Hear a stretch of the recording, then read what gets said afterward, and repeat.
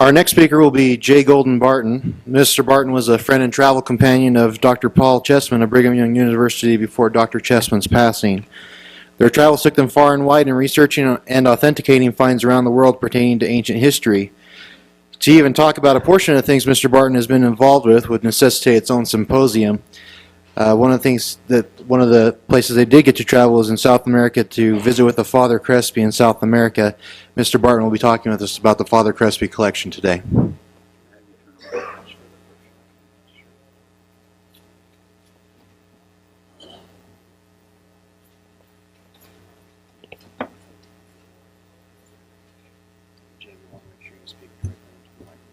Thank you.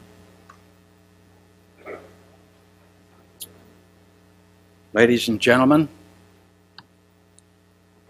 academics, scholars, students, explorers, adventurous, and fellow travelers, I appreciate this opportunity to discuss the Father Crespi collection of Cuenca, Ecuador. The late Dr. Paul R. Chessman, former director of Book of Mormon Studies at Brigham Young University, received a most unusual assignment, which he faithfully performed for many years during the 60s, 70s, and 80s of the past century.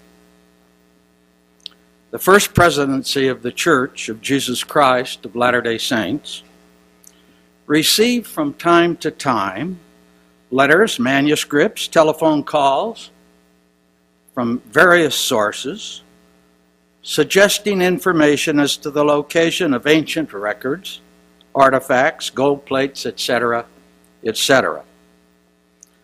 The whole was turned over to Dr. Chessman to sift the wheat from the chaff. Apostle Mark E. Peterson was the liaison with church headquarters. On March the 5th, 1974, I was instructed by Dr. Chessman to pick up Elder Peterson in front of the church office building at 45 East South Temple in Salt Lake City. We had traveled less than a block when Elder Peterson inquired as to whether I had read Eric Van Daniken's book, Gold of the Gods. I replied that I had. And then he referred to the first chapter where Van Daniken claims he accompanied Juan Maritz to a subterranean chamber in the Amazon where a library of gold plates, or metal plates, I should say, of over 2,000 to 3,000 with ancient inscriptions were supposedly discovered. How much do you think it would cost to engage in such an expedition? Inquired Elder Peterson. I estimated a modest cost of between $5,000 and $10,000. And then he responded, we should do it. I traveled on to Provo, where we picked up Dr. Peterson and his lovely wife, Millie, and proceeded to Sanpete County on other church business. I heard nothing more among my passengers as to the subterranean world of the Amazon. Dr. Chessman was an impressive individual with a keen intellect, a charismatic nature. We become good friends. He trusted me, and on a number of occasions we consulted and traveled together as he sought to fulfill his assignment from the first presidency. I laughingly suggested I was happy to be his valet for the privilege of just tagging along. I happily documented the events as he photographed and studied the various projects. He would introduce me as his research associate, and I was given complete access to all of his files. Such was our mutual trust. In August 1975, Dr. Chessman, myself, and two other friends, Newell Parkin and Wayne Hamby from the Salt Lake Valley, flew to Ecuador for the purpose of interviewing Juan Moritz. The appointment had been arranged by Dr. Chessman through Moritz's attorney, Matthias Pena.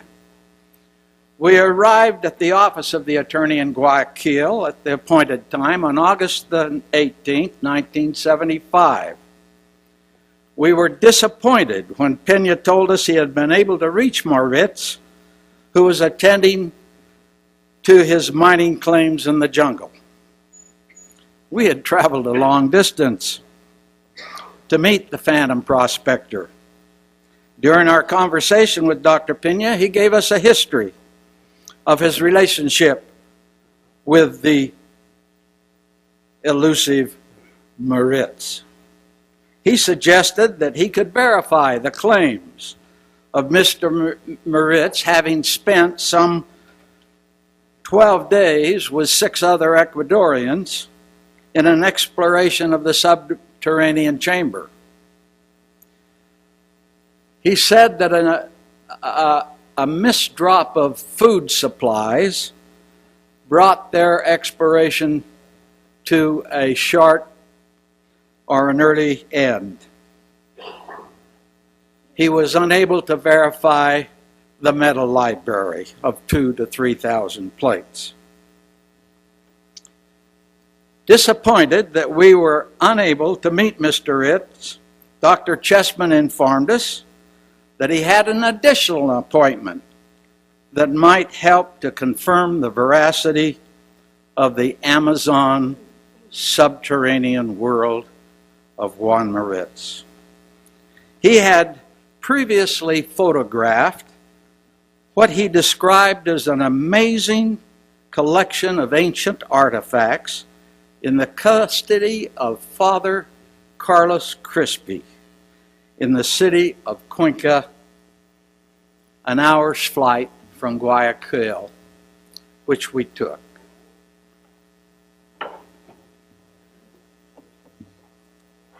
Now let's see, how do I push the space on? Just hit the button.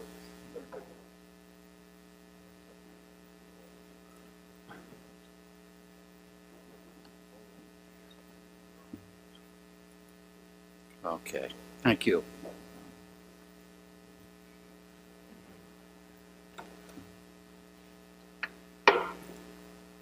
Dr. Chessman had arranged us to meet the Catholic priest and view his antiquity collection.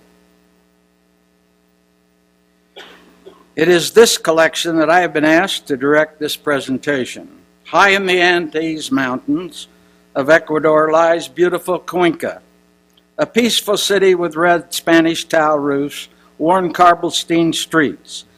Townspeople go about their daily business, happily trading with each other and the native Indians who populate the hills and valleys surrounding the village. The Indians speak the tongue of their Quechua ancestors, who watched the sun rise over the Amazon hundreds of years before. With weathered and rosy cheeks, they radiate a simplicity of harmony with the rugged mountains where they have worked years beyond recall. The men of the tribe wear a single long braid of hair down their back underneath a Panamanian hat. Men, women, and children are dressed in the same black earth-tone cloth etched with bright-colored trim. The women are dressed in a more, I'm going to have to go back. I apologize. Can I go back?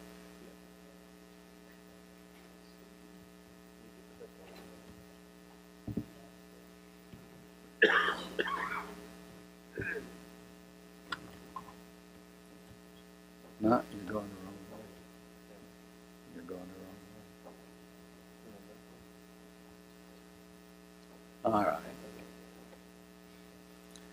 The women are dressed in a more colorful shawls, the blue and red, wear the same white Panamanian hat. Each shuffle the feet that carry them back and forth along paths long known by their ancestors. In the center of the city, the twin towers of the Church of Maria Alexandria stands above the entrance. The old church towers shelter melodious bells that ring in the dawn. Attached is the Catholic Secondary School of Salesiano. Young men and women of the more privileged class attend this school with classrooms that face a clay and terrazzo tile courtyard. We entered through a slide door, found ourselves in a small open air enclosure facing stately hand-carved wooden doors. We had not waited long when a young friendly man bid us enter through the old wooden doors and ushered us into the private chamber to await Father Carlos Crespi. He at once recognized Dr. Chessman, the leader of our group, and extended an embrace of friendship. Paul appeared surprised at the greeting, as he did not suppose he would be remembered, as he had only visited the old padre some 6 years before. It did not surprise me. Few would forget a man with such a large, impressive stature as Dr. Paul R. Chessman. I expected an older, more feeble, and far more eccentric man. I judged that the old padre of 86 years was in excellent physical health. He possessed a keen, sharp intellect. On his wrinkled face he wore a kind smile. His robes betrayed a shaky hand. Some say he is senile. He certainly had all of his faculties on this day. I have since learned that he was a scholar with impressive academic credentials.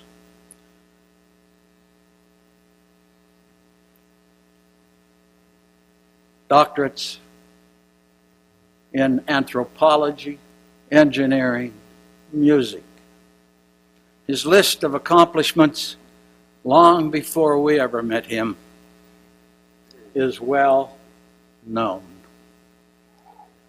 At the end of his death, or his life, the Ecuadorian government awarded him the illustrious son of Cuenca. In 1982, at his death, Italy conferred the Medal of Merit of the Republic upon him. Indeed, his credentials are impeccable.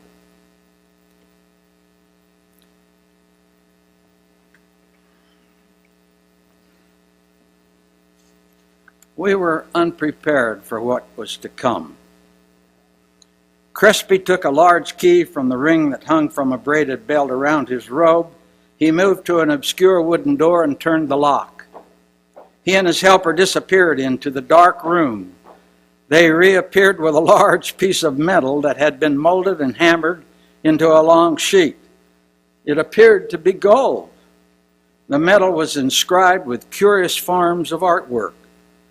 I asked our good-natured leader to pose for a photo holding the plaque. Now, Paul was not one to do a lot of clowning, but I treasure this picture. The next object was a gold mask. Cameras began to click. For the next 3 hours, we photographed and examined the unique collection of artifacts. Metal plaques with unique symbols proved to be of great interest. A photograph made by Dr. Chessman of a metal plaque with inscription was forwarded to Dr. Barry Fell of Harvard University. On examining this plaque, Dr. Fell declared the writings were of Libyan Egyptian. He said, and this plaque has become known among scholars as the Massinissa plaque. The script announces the death of Massinissa, king of Liberian Egyptians, known to have died in the year 148 BC, and the ascension of his son to the throne of a united Egypt.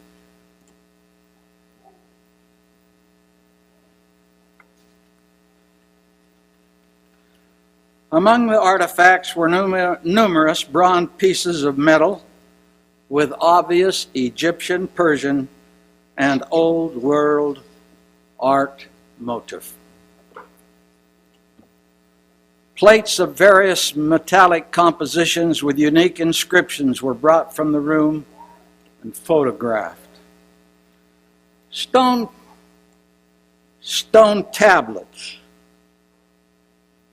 with ancient inscriptions were also a part of the collection. The cameras clicked, the momentum accelerated as Father Crespi excitingly elucidated the story of his age-old treasures. Restraint was a little hard to maintain. As each of us stretched our necks and our eyebrows to see what would come next from the room, we crowded the doorway, venturing a few steps inside the unlit, dusty cobweb chamber, each of us hoping to catch a more circumspect view. We photographed the plates, and I might add, Father Crespi finally took his fingers and joined two bare wires together, turned on the light, and beckoned us to enter the room.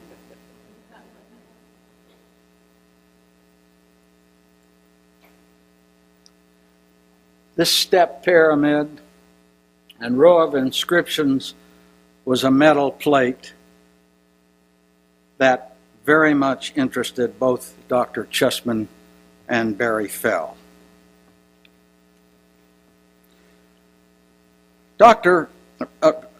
Padre Crespi clearly understood our interest, finally yielded to an inspection of the room.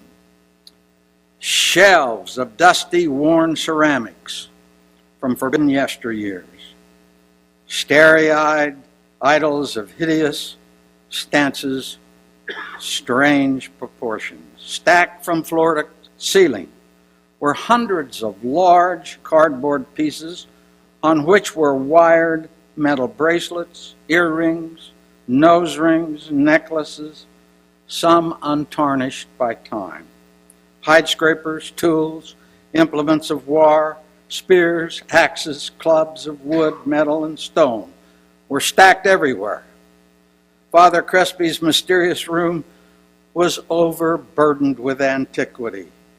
The room was overflowing with objects from the forbidden past.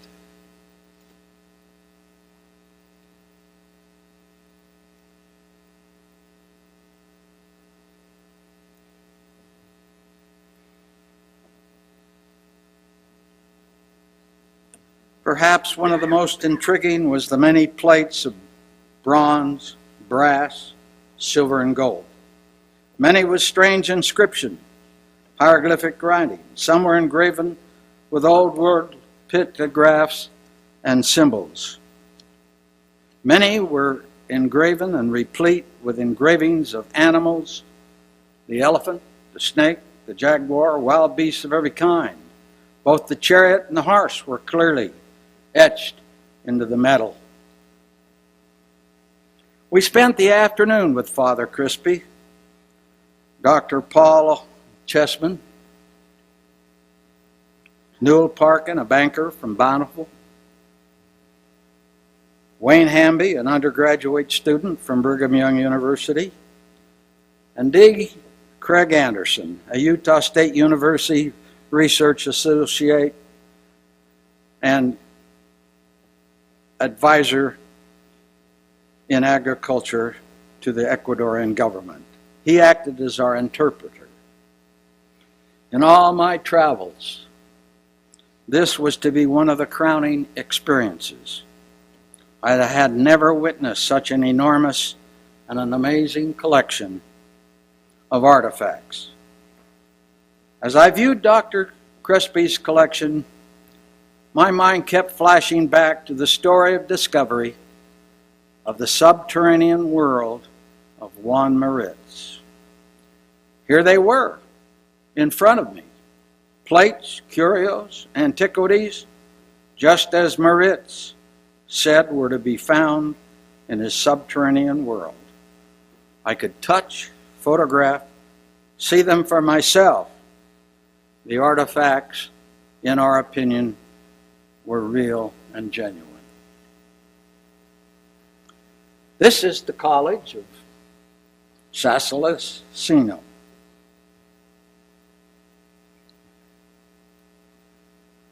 This is inside, where the assistant of Dr. Crespi shows us additional metal plates.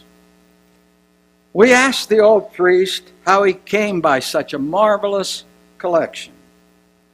He told us he had been the parish priest for over 50 years, that he had studied at the University of Milan in Italy, where archaeology had caught his interest. Upon graduating, he became a priest, was assigned to the beautiful city of Cuenca to work among the Indian people whom he had grown to love. Here in Ecuador, he had ample opportunity to further his archaeological interests. To his great surprise and delight, the religious celebrations over which he presided brought a host of Indians, bearing gifts to the kindly priest who had attended them in baptism, marriage, trouble, and death. His collection began to grow, till after 50 years it filled many rooms. A museum was constructed to house the collection, but a few years previously it had been set afire from the act of an arsonist. He had salvaged 3 full rooms of the relics of the fire. One room of relatively obscure and unimportant tributes, one filled with items of curious antiquity, and the last room a treasury of gold artifacts and Incan pottery. Where and how do the Indians come by them, we ask? Oh, they get them from the jungle, from the caves and the subterranean chambers of the jungle, was his matter-of-fact reply. There are over 200 kilometers of tunnels, starting right here in Cuenca. They run from the mountains down to the eastern lowlands near the Amazon. He had not sought fame nor fortune.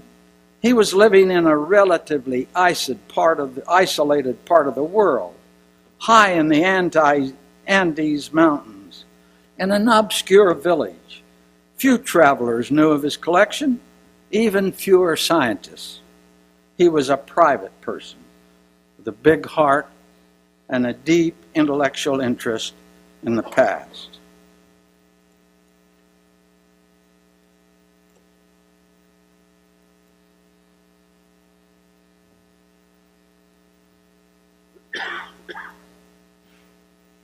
Silver plates.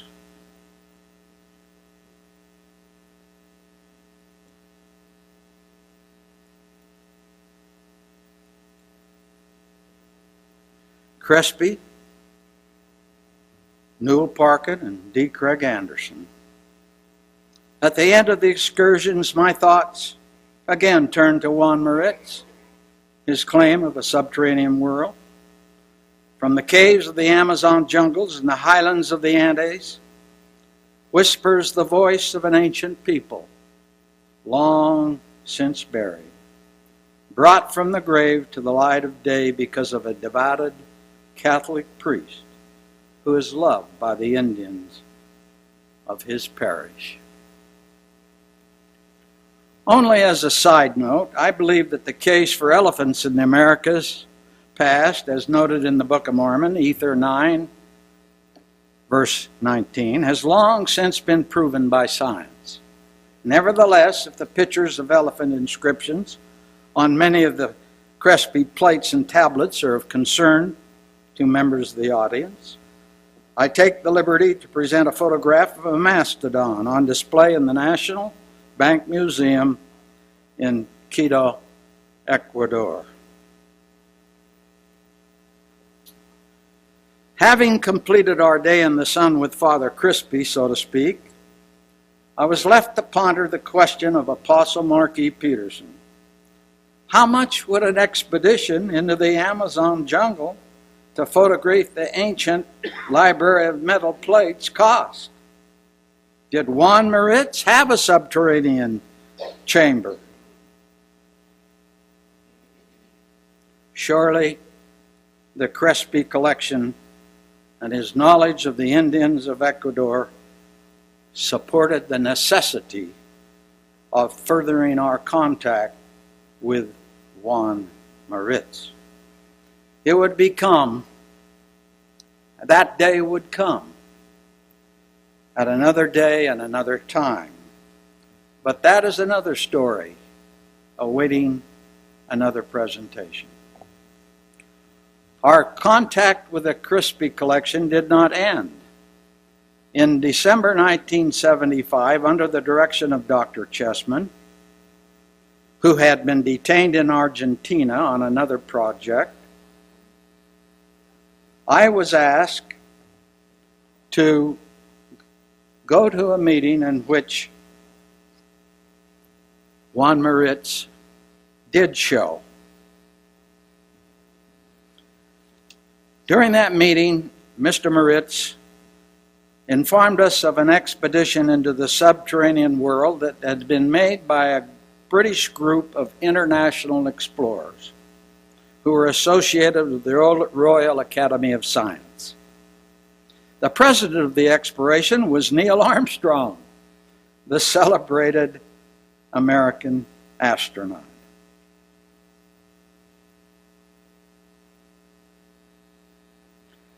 However, as predicted by Moritz, the exploration ended after mapping less than 100 miles of the cave's interior, and without discovery of the celebrated metal library. But as I have suggested before, that's another story for another day. After the meeting with Moritz, I accompanied several companions to Cuenca to view the Crespi collection for a second time. We were told upon arrival at the church that Crespi was dead and that the collection was no longer accessible. We subsequently learned that Crespi was in fact only deathly ill, but would recover and live for 3 more years. The curator of the local museum suggested that the government had intercepted a shipment of artifacts on their way to Rome. The situation was tense. At that very moment, as I was in Cuenca, Dr. Chessman was informed by Dr. Warren Cook of Castleton State College in Virginia that their appointment to photograph the collection had been canceled. We have since learned that Father Crespi was denied access to his collection from that date until the time of his death. The chronology is as follows.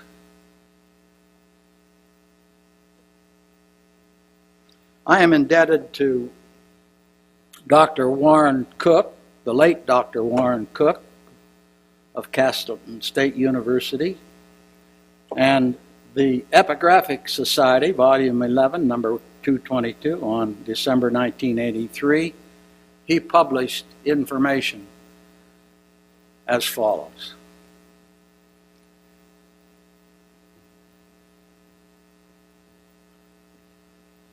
In June 1981, Dr. Cook and Bruce Dexter, a photographer, gained access to Crespi. The 90-year-old priest eagerly told them, after he took them outside of the church, they have stolen my collection. Specialists were appointed to separate the wheat from the shaft. The collection was sold to the National Bank Museum, and two specialists, Dr. Gustavo Hermedia of Cuenca and Dr. Ulf Holm, director of the museum in the Banco Centro of Guayaquil, both archaeologists, went through the collection to sift the wheat from the shaft. Some 800 pieces of ceramics, 8,000 pieces of ceramics, including hundreds of truly superb examples, were transferred to the museum for catalog and display. They judged worthless all of the metal and rock artifacts, which made up the bulk of the collection, insisting that metal plaques with old world figures were only worth melting down.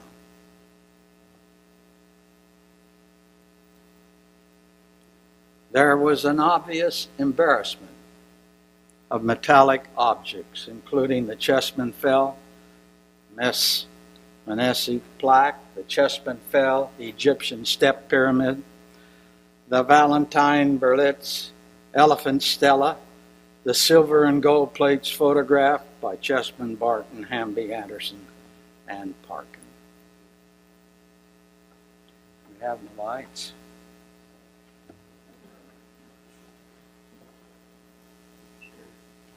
This introduces one of the great weaknesses of Padre Carlos Crespi. His brilliant mind was only exceeded by his big heart. Throughout his 57 years as a parish priest, had become so attached to the poverty of the Indians that he knowingly gave a few pennies for each and every artifact brought to his attention. Soon the more interesting villagers were improvising bogus metal objects, counterfeit Spanish antiquities, even old world paintings of questionable origin. Did Crespi recognize their worthless value? It's my opinion that he did. I can attest to the fact that he kept a room filled with obvious fakes and bogus material. He showed us the room, but suggested there was no need to photograph any of the ramshackle collection. This brilliant man knew the difference between the genuine and the counterfeit. He simply could not resist giving his poverty-stricken congregation a little boost. However, it was this trait of kindness that fostered the decision to declare all of the metal counterfeit. 8 tons of the rocks, many beautiful inscriptions, were used as riffraff in the building of a road bridge. Plaques and artifacts rejected by the so-called experts were hauled off by people to places unknown. An attic room in the new school, built from the funds and the money received from the sale of the pottery, is known to house a few of the metal plates, which were favored by Crespi. What happened to the gold is anyone's guess. Declared worth only to be melted down would suggest their fate. Today, the Ecuadorian project scene of Dr. Chessman has changed. President Spencer W. Kimball, Apostle Mark E. Peterson, Dr. Paul R. Chessman, Juan Moritz, Dr. Warren Cook, Padre Carlos Crespi have all passed on. I alone am left to ponder as I sit by the fireplace on a cold winter night, or feel the breeze on my cheek on a warm summer evening, left to ponder the subterranean world of the Amazon, where a library of 2,000 to 3,000 metal plates await their exposure to the explorers, the academics, and lettered men of science. Will we ever know? What I have seen, I have seen. That which I believe, I will continue to believe. I leave each of you to discern for yourself the wonder of Padre Carlos Crespi and his rooms filled with ancient artifacts from the wondrous past. I thank you for your attention. Appreciate the Ancient Historical Researches Foundation's invitation to share my experiences with you. At another time, perhaps I will be invited to share the entire Juan Moritz intrigue with you. Thank you.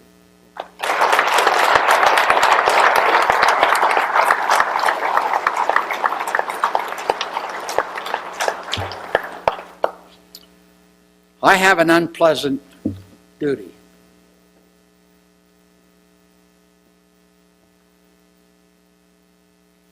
This is difficult.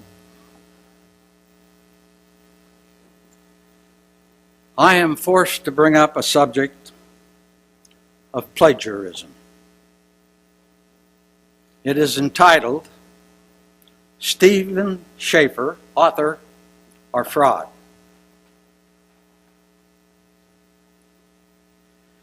The self-aggrandized best-selling author of Treasures of the Ancient, Recent Discoveries of Ancient Writings in North America, published by the Cedar Fort Press in 1996. I do not want to appear to be mean-spirited.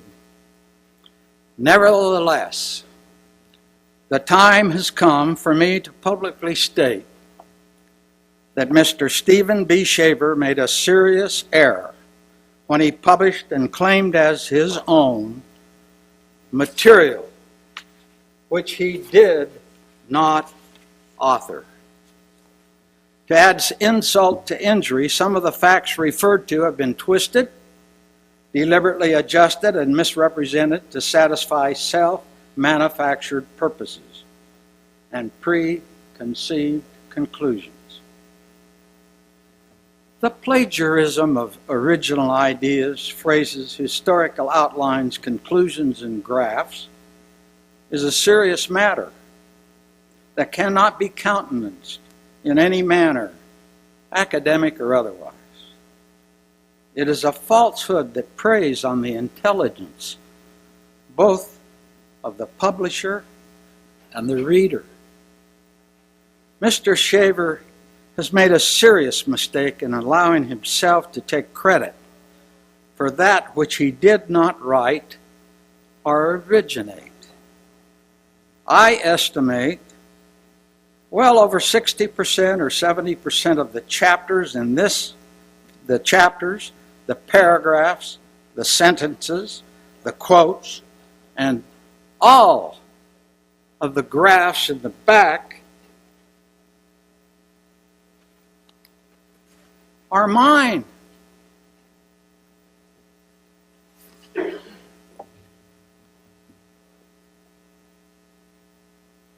I personally authored over a period of 25 years in which I allowed him to copy for personal study.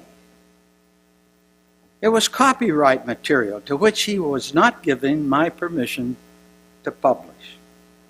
To attach his name to this manuscript was an abhorrent act which I greatly resent. May I suggest that Stephen Sheffer come forward, confess his mistake and his hypocrisy. He has reaped the final benefit, the financial benefits of this deed, but surely he knows in his heart and very soul the sting of filthy lucre. He has my forgiveness. Will it satisfy the need? He alone will know. The Ancient America Research Foundation is a no-spin zone. It will investigate any worthy claim to antiquity using reason, science, and honest, forthright evaluation. It will leave conjecture to others. It is dedicated to the revealing of truth, wherever and whenever it is found, irrespective of the source. Fraudulent claims will be exposed. It is believed that this approach best serves those who explore, dig, and investigate into the wondrous past. Thank you for your every consideration.